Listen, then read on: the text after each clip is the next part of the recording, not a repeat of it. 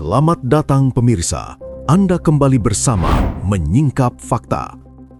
Kali ini, kami akan membongkar sisi tersembunyi dari sebuah peristiwa besar yang sedang menjadi perhatian publik. Di tengah suasana Ramadan, ketika sorotan dunia tertuju pada ibadah dan ketenangan spiritual, justru terjadi pergerakan politik penting di Gaza. Hamas dilaporkan melakukan konsolidasi internal dan memperkuat struktur kepemimpinannya tepat saat pembahasan masa depan Gaza sedang dirancang di meja diplomasi internasional. Mengapa langkah ini dilakukan sekarang? Apakah ini sekedar proses rutin organisasi? Ataukah sinyal bahwa fase baru sedang dipersiapkan di tengah tekanan militer yang belum sepenuhnya reda? Ketika operasi keamanan masih berlangsung terbatas, ketika rencana administrasi baru mulai dibahas oleh Amerika Serikat dan Uni Eropa, dan ketika kondisi warga sipil masih jauh dari stabil, setiap perubahan struktur bukanlah langkah biasa. Apakah konsolidasi ini akan memperkuat posisi tawar dalam negosiasi, atau justru menjadi titik awal konfigurasi kekuatan yang berbeda? Di balik rapat tertutup dan proses suksesi yang senyap, ada dinamika besar yang bisa memengaruhi arah kawasan dalam waktu dekat. Namun sebelum kita masuk lebih dalam, jangan lupa tekan tombol like dan subscribe.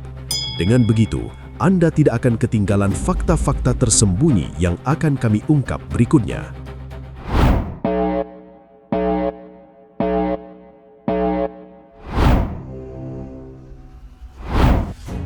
Ramadan 1447 Hijriah dimulai pada 18 Februari 2026 di Arab Saudi dan 19 Februari 2026 di Indonesia. Suasana religius menyelimuti banyak wilayah, termasuk Gaza yang masih memulihkan diri dari fase konflik panjang. Namun di balik ritme ibadah dan aktivitas warga yang berjalan terbatas, dinamika politik internal justru bergerak dalam tempo berbeda. Pada 19 Februari 2026, sejumlah laporan media internasional mengungkap bahwa Hamas sedang melakukan konsolidasi organisasi secara intensif. Pergerakan itu tidak diumumkan secara terbuka, tetapi terdeteksi melalui aktivitas administratif dan struktur internal. Penempatan figur-figur kunci pada posisi pemerintahan lokal, penguatan jalur distribusi logistik, serta penataan ulang sistem pembayaran gaji aparatur menjadi bagian dari langkah tersebut. Sehari setelahnya, 20 Februari 2026, muncul informasi mengenai proses pemilihan kepemimpinan internal yang dilakukan secara bertahap dan tertutup. Mekanisme ini melibatkan perwakilan dari berbagai wilayah, termasuk Gaza, tepi barat, jaringan diaspora hingga anggota yang berada dalam tahanan Israel. Prosesnya berjenjang, dimulai dari pemilihan delegasi Dewan Syura yang kemudian menentukan arah kepemimpinan pusat. Kerahasiaan menjadi ciri utama tahapan ini. Faktor keamanan disebut sebagai alasan utama, mengingat risiko serangan terarah terhadap tokoh politik di wilayah konflik masih tinggi. Situasi tersebut membuat setiap pergerakan organisasi dilakukan dengan kehati-hatian maksimal. Yang membuat perkembangan ini relevan adalah konteks waktunya. Konsolidasi berlangsung ketika desain masa depan Gaza sedang dibicarakan secara terbuka di tingkat internasional. Artinya, penguatan struktur bukan sekedar rutinitas tahunan atau pergantian administratif biasa. Dalam dinamika politik kawasan, pembenahan internal sering menjadi indikator bahwa sebuah organisasi sedang menyiapkan diri menghadapi perubahan besar. Di lapangan, penguatan tersebut terlihat melalui upaya menjaga kesinambungan layanan publik yang masih tersisa, distribusi bantuan, pengaturan keamanan internal, dan pengawasan aktivitas ekonomi lokal menjadi bagian dari pengendalian situasi. Walaupun sumber daya terbatas, stabilitas internal dianggap penting untuk mempertahankan pengaruh. Pada saat bersamaan, tekanan eksternal belum mereda. Operasi keamanan Israel masih berlangsung dalam skala terbatas di beberapa titik strategis. Keberadaan pasukan di sejumlah zona penyangga membuat ruang gerak politik di dalam wilayah tetap berada di bawah bayang-bayang pengawasan militer. Di tengah kondisi itu, konsolidasi internal memiliki arti strategis. Setiap perubahan komposisi kepemimpinan dapat mempengaruhi pola komunikasi dengan aktor luar. Struktur yang solid memberi ruang bagi koordinasi lebih rapi, terutama jika memasuki fase negosiasi atau penyesuaian tata kelola. Pergerakan yang terjadi sepanjang 19 hingga 20 Februari 2026 memperlihatkan bahwa Gaza tidak berada dalam keadaan statis.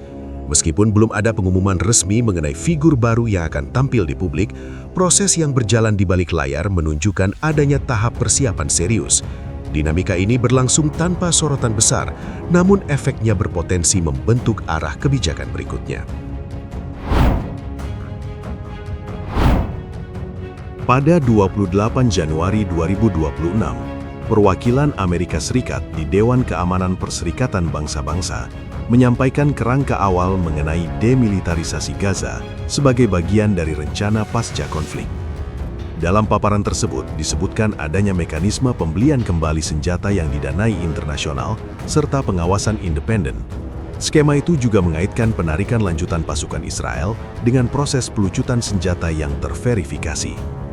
Usulan tersebut segera memicu respons beragam.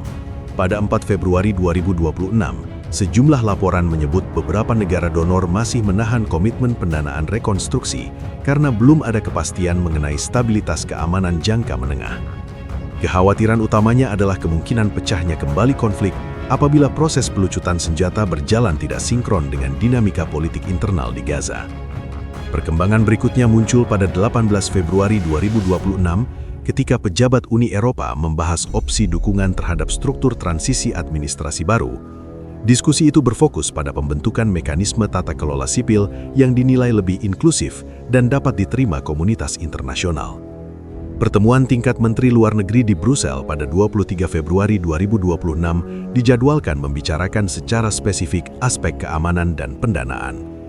Satu hari setelah pembahasan Eropa menguat, tepatnya 19 Februari 2026, Komite Administrasi Nasional untuk Gaza yang didukung Amerika mulai membuka proses rekrutmen aparat kepolisian. Laporan menyebut sekitar 2.000 pendaftar masuk hanya dalam jam-jam awal pembukaan. Langkah ini dipandang sebagai indikasi bahwa desain institusi keamanan baru mulai bergerak dari wacana ke tahap implementasi. Di sisi lain, struktur keamanan yang sudah ada di Gaza tidak berada dalam posisi pasif. Pada tanggal yang sama, muncul informasi bahwa pihak internal mendorong agar sekitar 10.000 aparat yang telah bertugas sebelumnya dapat diintegrasikan ke dalam sistem baru. Argumennya berangkat dari kebutuhan menjaga kesinambungan layanan keamanan harian serta mencegah kekosongan otoritas di lapangan.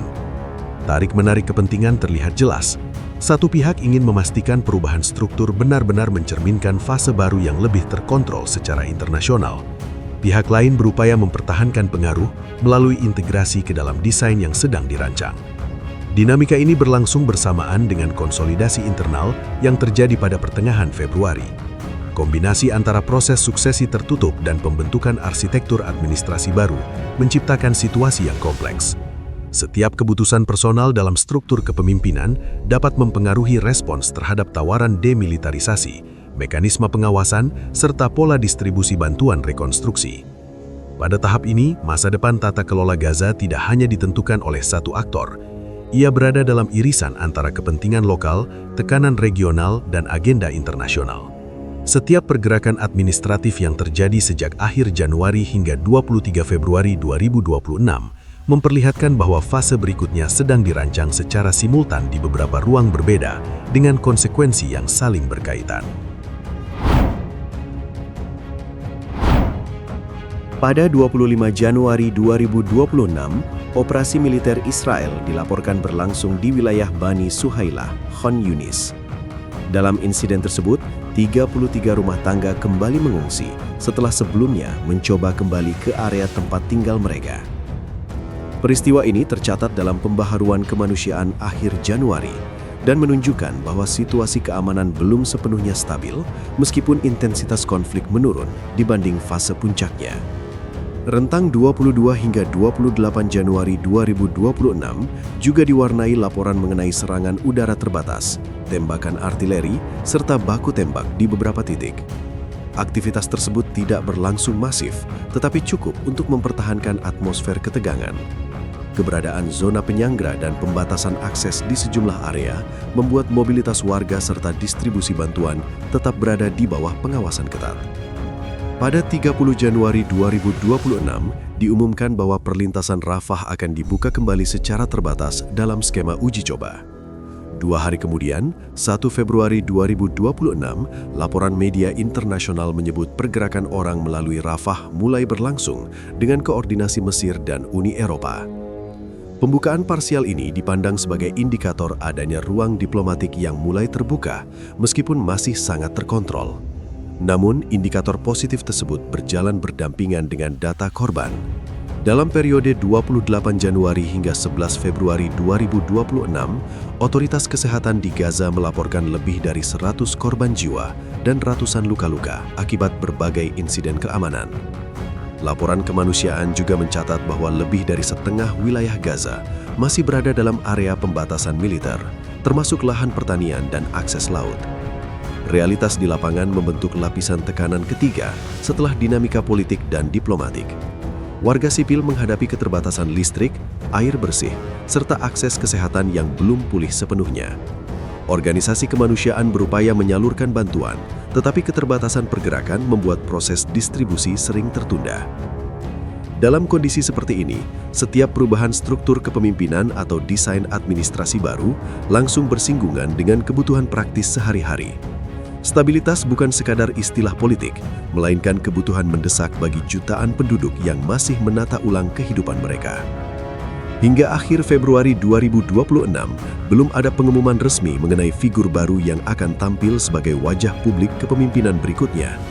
Tetapi konsolidasi yang berlangsung sejak 19 hingga 20 Februari terjadi dalam konteks keamanan yang rapuh dan diplomasi yang aktif bergerak. Gabungan faktor tersebut menempatkan Gaza pada fase transisi yang sensitif. Operasi terbatas yang masih terjadi, pembahasan tata kelola di forum internasional, serta tekanan kebutuhan sipil menciptakan ruang keputusan yang sempit bagi setiap aktor. Setiap langkah administratif, setiap penempatan figur, dan setiap negosiasi keamanan memiliki dampak langsung terhadap keseimbangan wilayah. Pergerakan sepanjang akhir Januari hingga akhir Februari 2026 menunjukkan bahwa dinamika di Gaza tidak berhenti pada satu dimensi saja. Keamanan, diplomasi, dan konsolidasi internal berjalan serempak, membentuk tahap baru yang sedang berkembang di bawah sorotan global. Perkembangan yang terjadi sepanjang akhir Januari hingga akhir Februari 2026 memperlihatkan bahwa Gaza sedang memasuki fase penataan ulang yang kompleks. Konsolidasi internal, perancangan struktur administrasi baru, serta tekanan keamanan yang masih berlangsung membentuk lanskap yang tidak sederhana. Setiap keputusan yang diambil dalam ruang tertutup berpotensi berdampak luas pada stabilitas kawasan. Di tengah ibadah Ramadan dan harapan akan ketenangan, dinamika politik tetap bergerak cepat. Pembahasan di forum internasional berjalan paralel dengan penataan kekuatan di dalam wilayah. Keseimbangan antara kepentingan keamanan, diplomasi, dan kebutuhan warga sipil menjadi faktor penentu arah berikutnya. Dunia internasional memantau setiap perkembangan karena apa yang terjadi di Gaza tidak berdiri sendiri, melainkan terhubung dengan konfigurasi geopolitik yang lebih luas. Demikian rangkaian fakta yang berhasil kami singkap hari ini. Jangan lupa subscribe ke channel Menyingkap Fakta dan aktifkan lonceng notifikasi agar Anda tidak ketinggalan pengungkapan fakta-fakta penting lainnya. Menyingkap Fakta, mengungkap kebenaran di balik setiap peristiwa. Sampai jumpa pada fakta berikutnya.